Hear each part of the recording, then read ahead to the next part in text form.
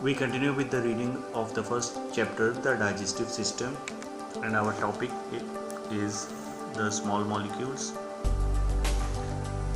As we know and have studied in the previous topic, the digestive process, that the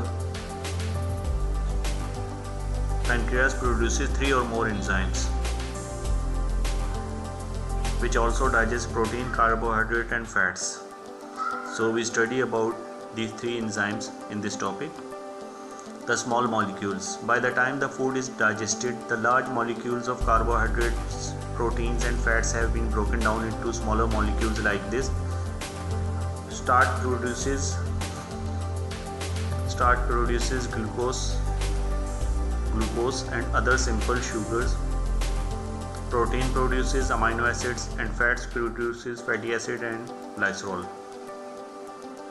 And the enzymes which are used in this reaction are these.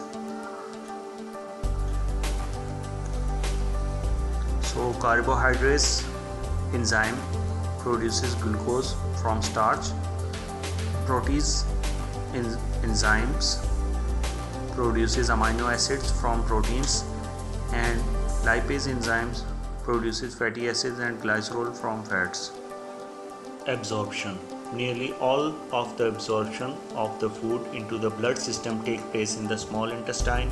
The digestive foods are transported to the liver and liver controls what happens to them.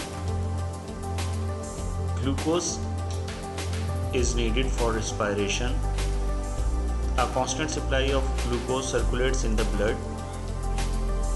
If there is too much glucose, the liver converts some into insoluble glycogen.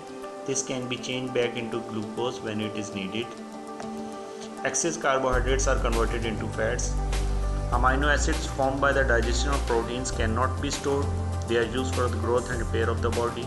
Excess amino acids are changed into substance called urea, which is then excreted. In the large intestine, water and mineral salts are removed from the undigested food and absorbed into the blood. Food often contains cellulose. Food often contains cellulose from plant cell walls, which we cannot digest. This and any remaining undigested material is passed on to the rectum, where it is stored as feces until it is passed out of the anus. About 2/3 of the feces is water and about half of the rest is bacteria, mainly dead bacteria. The bacteria line the intestines, and scientists believe they may play an important part in producing certain vitamins and helping the body to fight disease.